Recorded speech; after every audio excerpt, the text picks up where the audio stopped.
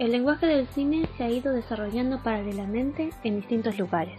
Francia, Estados Unidos, Rusia, Italia son los países pioneros. Los demás países han absorbido este desarrollo e incorporado parte de su cultura a sus películas. El lenguaje puede ser estudiado desde muchos puntos de vista. Por ejemplo, desde su desarrollo histórico, por su tamaño de plano, angulación y movimientos de cámara. El cine comienza el 28 de diciembre de 1895 en el Salón Indien de París. La primera película proyectada fue La llegada de un tren de los hermanos Lumière. Su estilo era documentalista, con temas de interés social, sin ensayos previos. Eran rodados con una toma única donde se pretendía registrar el movimiento. La primera secuencia cómica previamente ensayada fue Water in the Garden. En 1902 aparece Viaje a la Luna de Georges Méliès. Él fue el primer mago del cine. En sus películas usaba la imaginación y el ilusionismo para transformar la realidad. Se cuentan historias complejas con un plano fijo y la misma distancia, cámara decorado, aunque se cambie de escena. Méliès fue el primero en mezclar la realidad y la ficción. En Estados Unidos, Edwin Porter es el primero en contar una historia a partir de material previamente rodado. En La vida de un bombero, de 1903, mezcla planos reales con escenificaciones en estudio. Condensa el tiempo y descubre que el sentido de un plano se puede modificar montándolo con otros.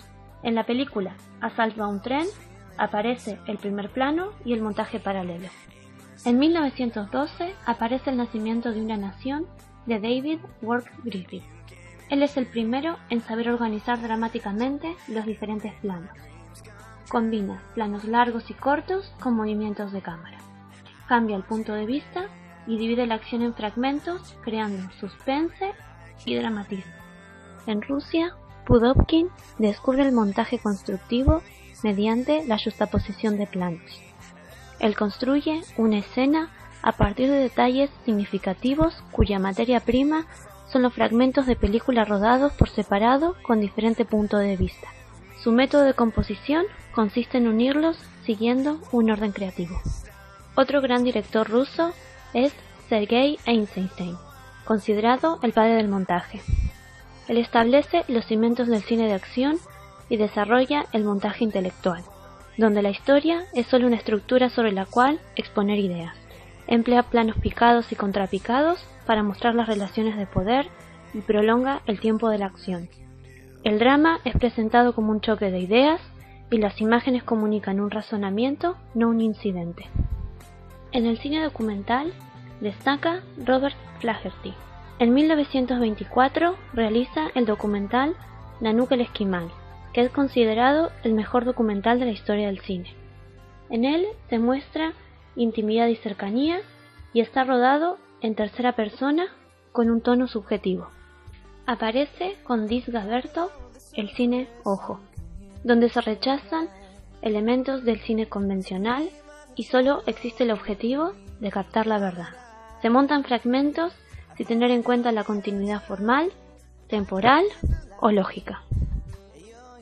Con la aparición del cine sonoro y la precariedad de los primeros micrófonos, los planos fueron más fijos y largos y los actores se movían poco.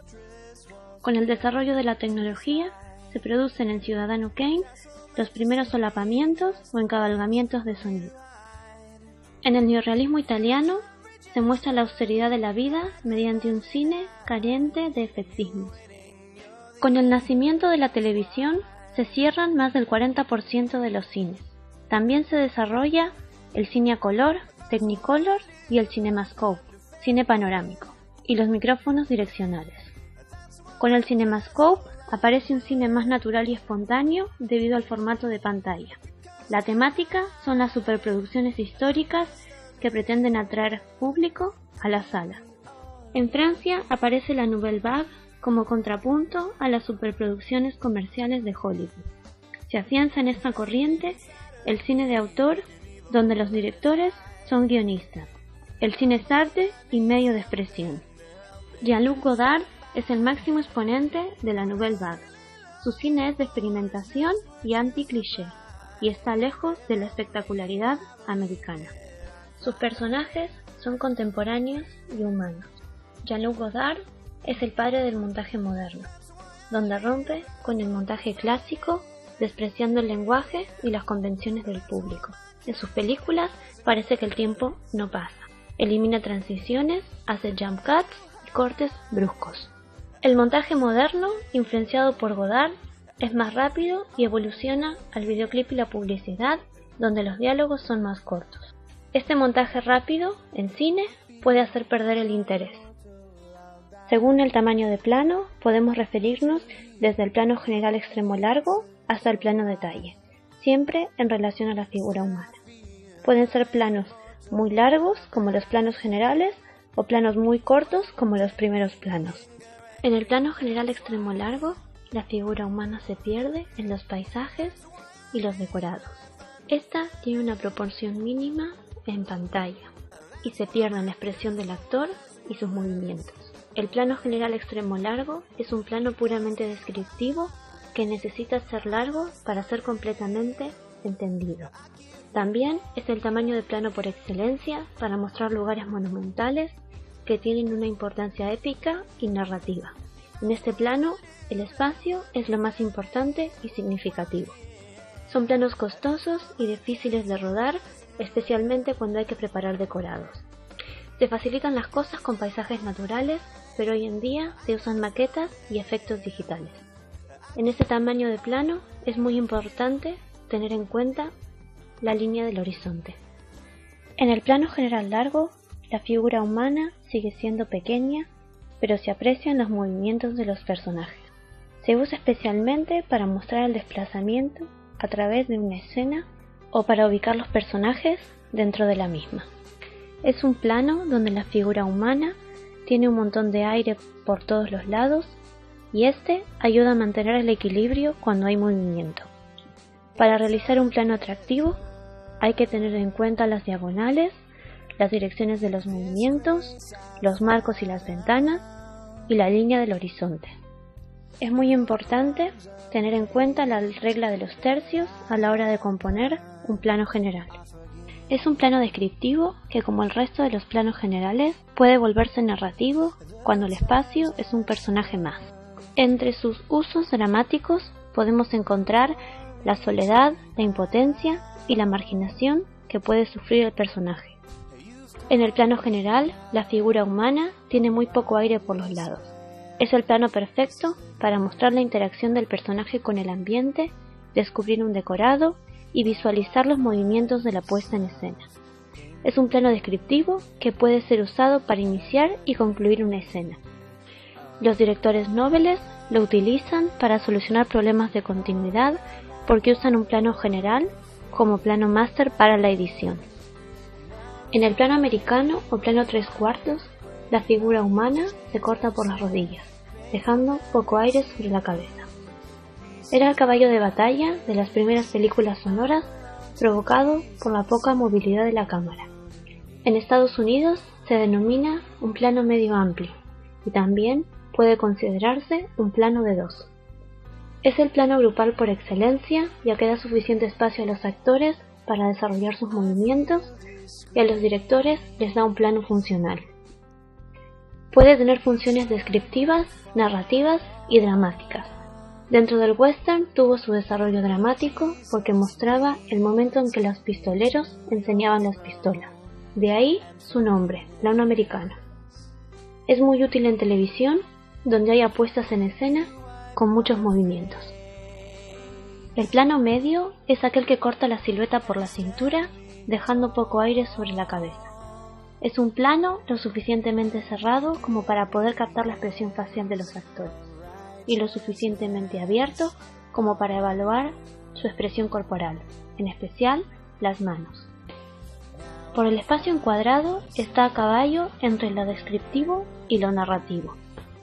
El movimiento de las manos puede condicionar el tamaño del plano medio. El plano medio es especialmente importante cuando el espacio condiciona la reacción del personaje, y también cuando la puesta en escena tiene peso narrativo. Los cineastas italianos prefieren los planos medios a los primeros planos, porque en estos últimos se mutila la interpretación de los actores. El plano medio corto coge desde la parte superior de la cabeza y corta por debajo del pecho. Por el espacio encuadrado está a caballo entre lo descriptivo y lo narrativo. Es un plano donde podemos ver la expresión del actor y la dirección de su mirada. Es el plano ideal cuando queremos ver sus gestos de cerca, pero no queremos dar una sensación de agobio. Es un plano ideal para diálogos, planos escorzo y medio escorzo, donde se ven tanto la silueta del que habla como la silueta del que escucha. En los próximos primeros planos veremos la interacción entre el diálogo, la actuación y el tamaño de plano. No sé de qué me estás hablando. Soy miembro del Senado Imperial y voy en misión diplomática a Alderaan. Vos formáis parte de la Alianza Rebelde. Llevamos mucho tiempo luchando. Y todos hemos perdido mucho a tantos seres queridos. Jammer vio algo allá abajo. Algo que le dio un susto de muerte. Se le estropeó la mezcla. Le entró el pánico. Una gran conmoción en la fuerza. Como si de pronto millones de voces gritasen de terror. Y luego se produjera el silencio.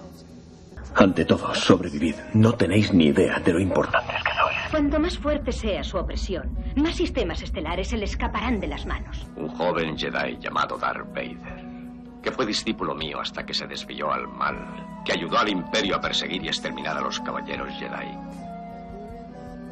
fue el que traicionó y asesinó a tu padre. Él no era tu padre.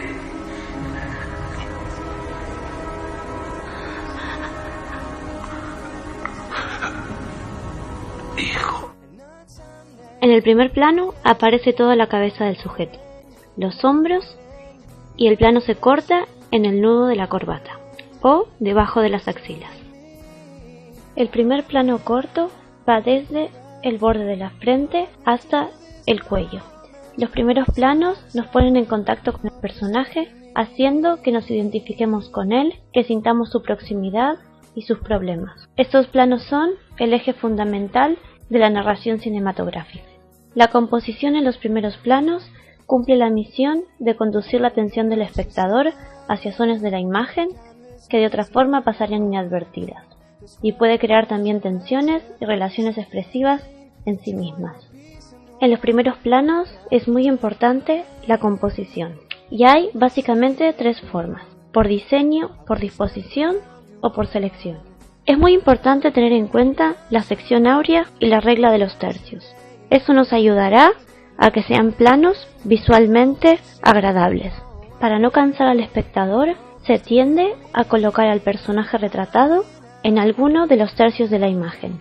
Aunque, si centramos al personaje, obtendríamos una actitud desafiante y también nos recordaría los bustos parlantes de la televisión. El primerísimo primer plano va desde la mitad de la frente hasta la mitad del mentón. Tiene una función narrativa y expresiva, y en él se puede ver perfectamente la expresión del actor, sus gestos y su mirada. Y cualquier movimiento, por pequeño que sea, se ve intensificado en este tamaño de plano.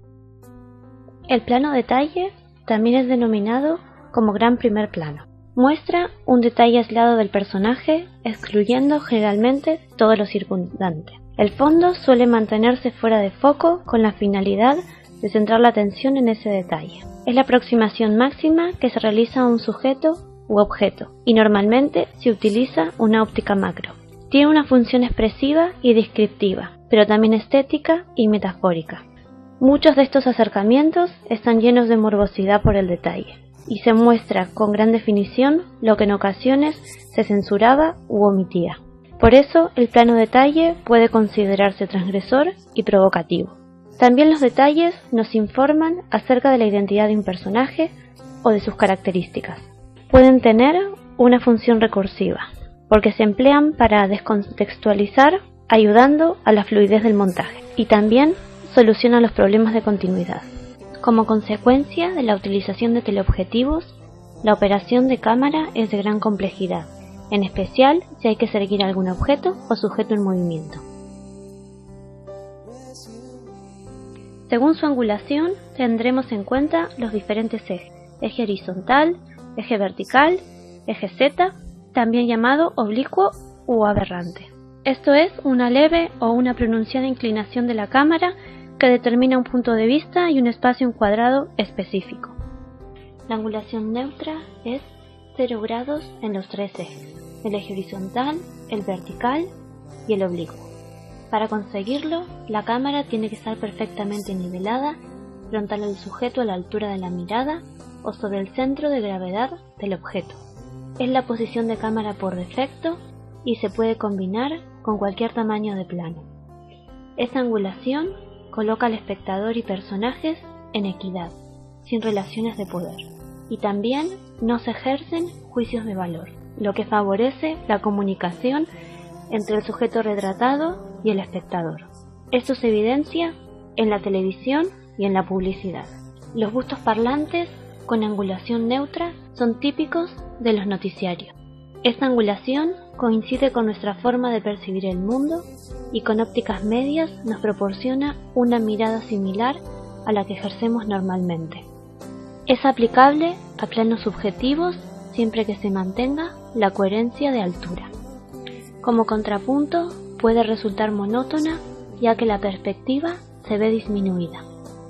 La angulación medio perfil o 3/4 se consigue desviando la cámara alrededor de 45 grados a la izquierda o derecha con respecto al eje de la mirada del sujeto. Supone una mirada más distante, más externa y libera a la audiencia de la presión de la cercanía de la mirada de los actores o bustos parlantes. El espectador se siente más observador ya que no se sitúa en medio de la acción, perdiendo el espectador pasión por los hechos, permitiéndole reflexionar. Es la desviación de la mirada del personaje la que distancia de la acción al espectador, que es directamente proporcional al aumento de la angulación con respecto al eje de la mirada. Los rostros angulosos y las narices pronunciadas suelen verse enfatizados. Los rostros suaves se ven beneficiados y también suele adelgazar si se combina con un teleobjetivo. La angulación llamada plano perfil es una angulación horizontal con 90 grados entre el eje óptico del objetivo y el eje de la mirada del sujeto. El distanciamiento del espectador se acentúa y la visión de los objetos es totalmente externa, perpendicular al eje de su mirada. Es el punto de vista de un espectador que parece mirar de reojo la acción, ofreciendo la posibilidad de analizar a los personajes. Esta angulación está muy condicionada por la puesta en escena y hace patente la ausencia de comunicación cuando se evitan las miradas. Se produce una sensación de oposición e incomunicación cuando los dos perfiles están enfrentados y las miradas no se encuentran. También puede ocurrir lo contrario. Cuando dos perfiles encuentran sus miradas, se potencia el flujo comunicativo. Es una angulación muy buena que enfatiza el movimiento y la dirección del mismo. Permite saber si el personaje va o viene y hacia dónde. También en esta angulación de perfil se reduce la perspectiva y no es aconsejable para rostros angulosos. La expresión también se reduce un 50%. Es una angulación muy utilizada para escenas románticas donde hay mucha cercanía entre los personajes. El plano medio escorzo es una variación horizontal de la cámara hasta alcanzar un ángulo de 145 grados entre el eje óptico y el eje de la mirada. Se encuadra parte del cuello, mejilla y orejas, y casi desaparece la expresión facial. Este plano puede nacer como un plano de espaldas en que los personajes giran la cabeza. Es muy utilizado en diálogos donde pueden verse las expresiones del que habla y del que contesta, o las reacciones de uno u otro. En el plano espalda, el núcleo de atención en el encuadre está en la propia espalda del sujeto filmado, mientras que en el escorzo lo importante es el sujeto, objeto o fondo frontal a la cámara, y no el sujeto que está de espalda. Ambos encuadres, el plano escorzo y el plano espalda, forman la misma angulación con el eje de la mirada del sujeto que está de espalda, 180 grados. La palabra escorzo proviene de escorzar, pintar o dibujar, acortando según las reglas de la perspectiva las cosas que se representan en sentido oblicuo o inclinado con relación al artista. Así, la técnica cinematográfica que más se aproxima al escorzo pictórico es la puesta en escena en profundidad. Pero el escorzo cinematográfico consiste en ubicar en los primeros términos sujetos u objetos de espaldas a la cámara, donde se enfatiza el punto de vista del personaje de espalda. Los escorzos potencian la separación, el acoso o la intimidad entre los personajes. Con esta angulación se aporta profundidad y perspectiva, y es ideal el escorzo para compensar el aire en los primeros planos en formatos panorámicos. El plano espalda es una variación horizontal de la cámara hasta alcanzar un ángulo de 180 grados. Desaparece la expresión facial. Según el contexto, existe la sensación de cazar al personaje, provocándose tensión y ansiedad en el espectador. Esta angulación es la antipuesta en escena, y este plano genera ansiedad por conocer al personaje. Esta angulación es muy útil para retratar la automarginación y la negación a aceptar a la sociedad que pueda tener un personaje. También puede transmitir vergüenza o la sensación de un personaje de estar sobrepasado o abrumado por las circunstancias. En el plano espalda, el fondo es muy significativo, y con la identificación primaria negativa se da la sensación de amenaza constante, colocándose la cámara detrás de los sujetos y rodeándolos despacio. Los contrapicados se logran disminuyendo la altura de la cámara y variando su angulación verticalmente para reencuadrar al sujeto u objeto retratado. Esta variación puede ser entre unos grados, ligeramente contrapicado, hasta más de 45, muy contrapicado. Los personajes son ensalzados, colocándolos en un plano superior al espectador. Estos puntos de vista bajos hacen que los personajes parezcan más fuertes, autoritarios y poderosos, pero también extraños y distantes. Los interiores sombríos, poco interesantes, quedan mejor con la cámara baja porque se logran efectos gráficos interesantes. Con los planos contrapicados se resalta la perspectiva y ellos permiten ocultar parte del decorado. Se pierden las paredes, pero se ganan los techos, los cielos y las nubes. La angulación entre 45 y 70 grados otorga a los personajes una apariencia casi mística y excesivamente poderosa. El uso de esta angulación puede estar condicionada por la coherencia del punto de vista y el enfrentamiento de angulación. El principal uso del plano contrapicado es filmar desde un punto de vista bajo una mirada ascendente. Y sus puntos negativos son que puede resaltar algunas zonas corporales como la papada, el estómago, senos, orificios nasales, pudiendo no resultar muy estético, y también se obtiene la sensación de que los personajes son más altos. En la angulación semi-nadir, la cámara tiene una angulación próxima a los 90 grados y se suele rodar con la cámara vertical sobre el mismo suelo que pisa el actor. No se retrata la suela de los zapatos. Es una angulación a caballo entre el contrapicado y el nadir. Uno de sus usos es el plano subjetivo de personajes que miran hacia arriba, pero no están debajo del sujeto u objeto observado. En el plano nadir, la cámara está en posición totalmente vertical y hacia arriba, y se observa la suela de los zapatos. Es un plano bastante inusual y se justifica si el suelo es de cristal. También incluye saltos del personaje sobre la cámara. Este plano otorga dinamismo visual, pero puede ser incoherente. Funciona también como plano subjetivo de un personaje que mira hacia arriba, y planos de aviones o detalles en los techos. En la toma picada, elevamos la cámara por encima de la mirada del sujeto y variamos su angulación vertical para encuadrarle. Esta angulación es el contrapunto del plano contrapicado y tiene aplicaciones contrarias al mismo. La angulación picada produce sensación de superioridad en el espectador, ubicándole en una posición privilegiada para la observación, situación por encima del bien y del mal. El espectador tiene información que los personajes suelen desconocer, teniendo también una visión global de la escena. Esta angulación puede ser un plano subjetivo de un adversario que infravalora a su oponente. En su lado descriptivo, nos ofrece una idea plena de la geografía de un lugar. Con un gran angular tenemos la sensación del videovigilancia, el ojo que todo lo ve. Esto nos acerca a la identificación primaria cámara-sujeto y a la omnisciencia, es decir, la visión de un Dios que todo lo ve. Esta angulación provoca un sentimiento de compasión si los personajes están en una situación de inferioridad o debilidad, y dependiendo del contexto, un sentimiento de comprensión y tolerancia. Con esta angulación se observan los suelos y tenemos los decorados en su máximo esplendor.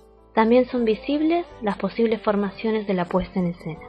La combinación gran angular y picado es ideal para presentar decorados donde las formaciones de los bailarines, las posiciones de ataque en el cine bélico y la posición de los jugadores en algún deporte son de suma importancia. El plano cenital se forma con la cámara elevada sobre el sujeto u objetos filmados hasta estar completamente vertical a estos. Es una angulación frecuentemente utilizada y lleva al límite el uso expresivo de los picados.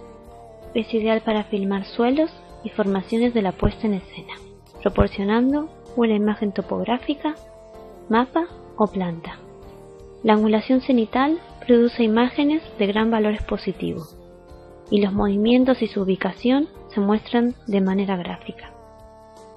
Esta angulación también se utiliza para rodar personajes atrapados, y también se consigue ocultar el rostro del público sin que parezca premeditado.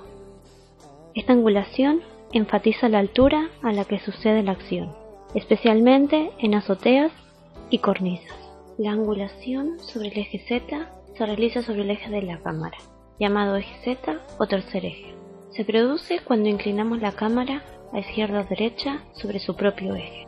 Esta inclinación puede hasta variar 360 grados. El encuadre resultante se denomina oblicuo, aberrante o plano holandés. Se produce en la imagen una inclinación de las líneas verticales y horizontales. Se dice que las verticales están tiradas o torcidas, y tradicionalmente se evitaba porque parecía que las paredes del estudio se caían, y el espacio parece retorcerse o caerse, llenando al espectador de inquietud. Aunque estas aberraciones pueden ser negativas, aportan gran dinamismo a la imagen, al tiempo que producen tensión en el espectador. El encuadre oblicuo ayuda en composiciones y su uso se justifica en la búsqueda de diagonales. La inclinación en el eje Z enfatiza pendientes geográficas naturales y se puede utilizar para filmar ciclismo o carreras de coches. También esta angulación aberrante puede usarse cuando el sujeto está en posiciones extrañas. Según el movimiento de la cámara, nos asemejaremos más o menos a la visión humana. Según la tecnología que usemos, tendremos más o menos libertad de movimiento. La panorámica es un movimiento que se realiza sobre el eje horizontal, vertical o en ambos, donde la cámara no cambia de posición. Es un movimiento giratorio sobre alguno de los ejes y muestra la relación entre áreas de la escena, relacionándose en la mente del espectador las áreas intermedias, desarrollándose una impresión de espacio. La panorámica horizontal, pan, mueve la cámara sobre su eje horizontal hasta los 360 grados. La panorámica vertical, o tilt down o up, mueve la cámara en su eje vertical hasta 360 grados, siendo lo normal 180. La panorámica debe ser hecha con suavidad, sin entrar bruscamente y sin interrumpir en seco, firme y sin temblores para no irritar al espectador. En la panorámica combinada, la cámara, sin moverse de su ubicación, ejecuta un movimiento en el eje vertical y horizontal, realizando diagonales sobre el decorado para reencuadrar acciones. Las panorámicas carecen de cambio de perspectiva porque la cámara no se desplaza, y su gran ventaja es que permiten filmar un gran espacio en un solo plano. Hay varios tipos de panorámicas. En la panorámica descriptiva o de reconocimiento, la cámara realiza un movimiento lento por la escena sin detenerse en ningún personaje. En la panorámica de seguimiento, la cámara se mueve siguiendo al personaje u objeto, permaneciendo éste constantemente en cuadro. En la panorámica en barrido, se crean imágenes ocasionadas por el efecto estroboscópico, y el espacio intermedio entre el principio y el final se convierte en un espacio borroso. El traveling es un desplazamiento de la cámara hacia adelante, atrás, horizontal o circular. No deja salir del ambiente, y este se atraviesa gracias a la facultad de identificación, mientras nuestra percepción del tiempo mide las distancias reales entre los objetos. Es el ambiente mismo el que se transforma en experiencia visual y no la imagen del ambiente tomada en perspectiva. Produce un efecto hipnótico en el espectador y se potencia la identificación cámara-sujeto, sintiéndose éste arrastrado por el movimiento que le guía a través de la escena. El traveling puede ejecutarse con una máquina llamada traveling, compuesta de una dolly o plataforma móvil sobre la que se acopla la cámara y unas vías. También existe una dolly con ruedas neumáticas para suelos lisos, que no necesita vías. Y para filmar travelings a gran velocidad existe el Camera Car. La función más pura del traveling es introducirnos y sacarnos de la acción o desplazar hacia adentro y afuera del círculo de acción dramática. Puede también ser un plano subjetivo de un personaje en movimiento. El traveling avant o de acercamiento avanza hacia el sujeto u objeto estático. Aumenta el interés y refuerza la atención, pero si llega a una situación muy próxima puede resultar desconcertante. El sentimiento de identificación se potencia si el traveling es realizado lentamente. Así, el espectador percibe con más intensidad el pensamiento del personaje, su conflicto y su sufrimiento, provocándose compasión entre el espectador y el personaje. Se aporta fluidez a los planos largos. El traveling de alejamiento o traveling retro es un movimiento que se aleja del sujeto u objeto filmado. Baja el interés y relaja la atención, excepto que muestre partes de la escena que no se hayan visto pero puedan despertar interés. Potencia la idea de soledad, pérdida o alejamiento en sujetos estáticos. Es un plano ideal para despedidas, identificando la cámara con el que se va. Distancia al espectador de un personaje o una acción y produce un juicio de valor negativo sobre lo filmado. El espectador descubre el decorado contextualizando a los personajes. Es un movimiento muy concluyente, situándose al final de una secuencia o una película. El traveling descriptivo puede realizarse hacia adelante, hacia atrás, con movimiento horizontal, diagonal, en varias direcciones y combinándolos con panorámica. Puede ir de lo general a lo específico, donde se progresa acotando un espacio desde una descripción geográfica hasta centrarnos en detalles narrativos. Con este tipo de traveling descriptivo se potencia la narración por la disminución de la escala de plano. Otro tipo de traveling descriptivo es ir de lo concreto a lo general. En este traveling se invierte el orden de presentación natural de una escena, y lo más importante que se consigue es el énfasis sobre un detalle. El traveling general de una escena tiene un enorme poder descriptivo, permitiendo recorrer las distintas partes de la escena. El traveling específico de una escena recorre los distintos detalles, aportando suficiente información al espectador para que éste lo reconstruya en su mente.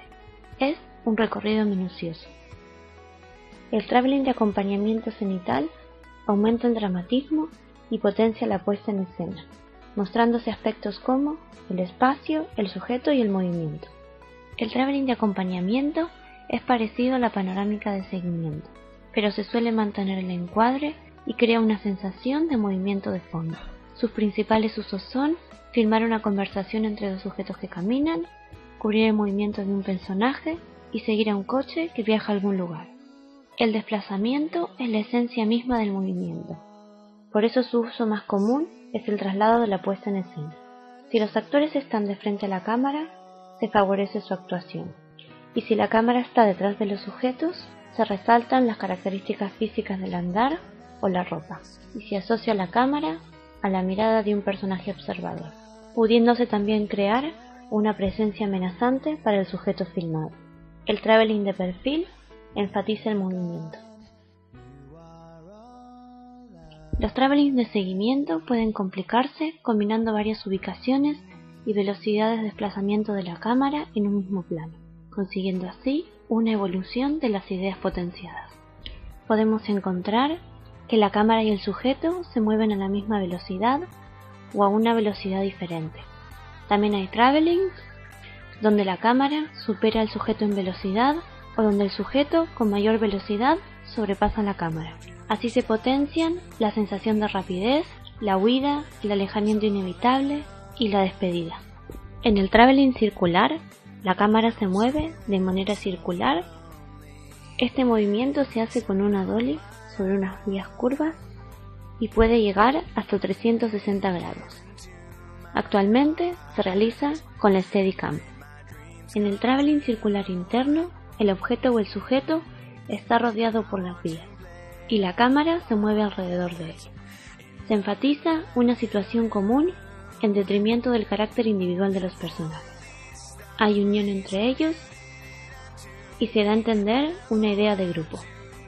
También puede utilizarse para referirnos a la conspiración o la trama. Es el plano más adecuado para crear atmósferas densas y envolventes, donde exista una situación de encierro y presión extrema sobre el sujeto. En el traveling circular externo, el sujeto u objeto retratado está fuera de la línea de las vías y la cámara simplemente le acompaña. Principalmente se usa para manifestar la desorientación del personaje. Este traveling es similar a la panorámica horizontal en 360 grados, pero es mucho menos marcada la circularidad. Utilizando la Steadicam con un gran angular, se gana en operatividad y rapidez. El zoom es una variación del tamaño de plano que puede imitar un traveling y que conseguimos al cambiar la distancia focal en una óptica de focal variable. Este tipo de ópticas permiten filmar en todas las distancias intermedias entre un gran angular y un teleobjetivo. Son objetivos versátiles, ideales para reportajes y documentales. Como aspecto negativo, son poco luminosos y por la gran cantidad de lentes tienen muchas aberraciones. El zoom es muy utilizado en televisión y en los documentales. Utilizando un objetivo de focal variable, se cambia la perspectiva por la variación del ángulo de la toma. Los objetos de los bordes se salen de cuadro.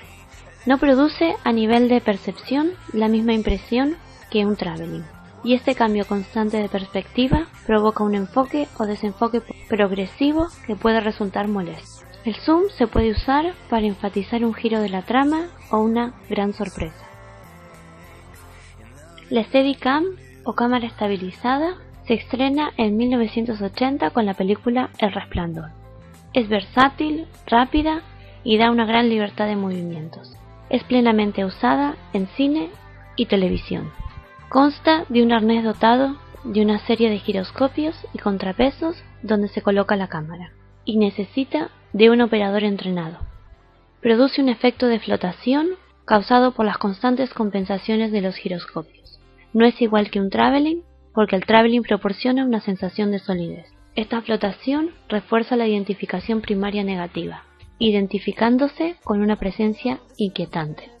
La Steadicam es ideal para ciertos decorados naturales estrechos. Es muy flexible y se puede agregar a la grúa.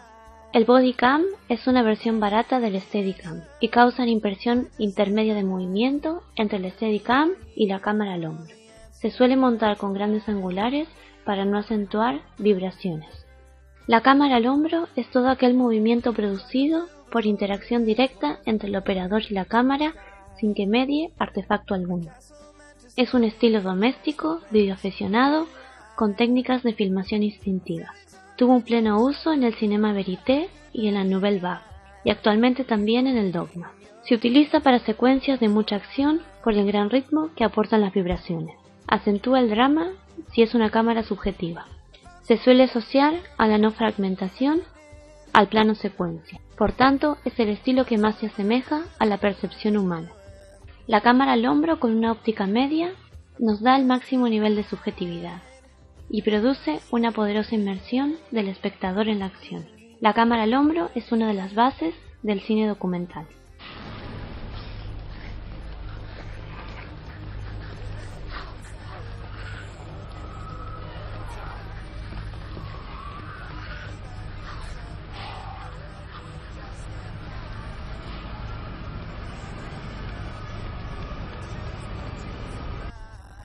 La grúa es un movimiento que tradicionalmente se realizaba cuando la cámara ascendía o descendía por la acción de un brazo mecánico 7 u 8 metros o más. Es el movimiento menos natural y más diferente a la manera humana de percibir la realidad. El movimiento de la grúa es similar a observar una acción desde la altura y descender, como si se tratara de un ave de rapiña. Son movimientos verticales que se combinan con traveling y panorámicas. La grúa más básica es en realidad un brazo más las vías que utiliza el traveling. Es muy importante para realizar planos espectaculares tener decorados móviles. Estos decorados se pueden retirar y montar para dar paso a la cámara. Antes de la llegada de las cabezas calientes, el operador y el foquista iban encima de la grúa, normalmente a varios metros de altura. Los movimientos de grúa se asocian a la narración omnisciente y se coloca al espectador en una situación de privilegio donde recibe información que los personajes desconocen.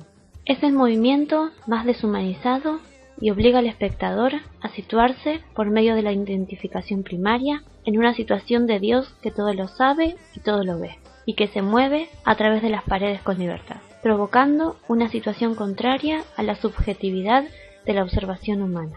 La grúa combinada con un gran angular da un amplio ángulo de visión y una gran profundidad de campo. La grúa es muy expresiva y puede ser usada como un método para dar información, pudiéndose ir desde lo general a lo concreto, desde el contexto hasta el subtexto y desde lo aparente a lo profundo. Una de las principales funciones de la grúa es dar sensación de tridimensionalidad. Según el personaje del que estemos hablando, también podremos encontrar un plano subjetivo utilizando una grúa. Y una importante función también es que la grúa da presencia en un rodaje, aunque normalmente se utilice como un trípode móvil. La cabeza caliente es igual que a una grúa, pero tiene un joystick para manejar el movimiento panorámico y un jog para regular el foco. También tiene vías. En la cabeza caliente se controlan remotamente el foco y el movimiento panorámico, y un maquinista empuja la cabeza caliente por las vías. Una de sus grandes ventajas es que tiene un rango de movilidad casi limitado, y algunas cabezas calientes también pueden operar en el eje Z. El Motion Control es un sistema de guiado informatizado de la cámara. Se guían por motores servo, el traveling, la grúa y la cabeza caliente. Recordemos que la cabeza caliente contenía un joystick para la panorámica y un jog para el foco. La principal ventaja del Motion Control es que una vez definidos los movimientos, pueden ser grabados en una memoria y repetidos con exactitud. Esto es ideal para filmar efectos especiales, de doble pasada o doble filmación, y poder integrar los movimientos perfectamente en postproducción. La Skycam es un sistema de guía de la cámara a través de una serie de cables de acero tensados o tirolinas. Se guía la cámara en decorados estrechos y complicados, tales como los mástiles de un barco o alcantarillas.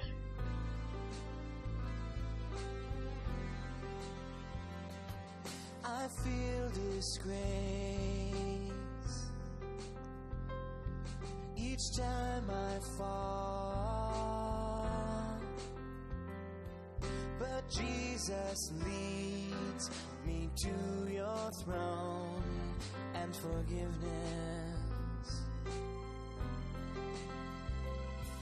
You wipe my face and stand me tall.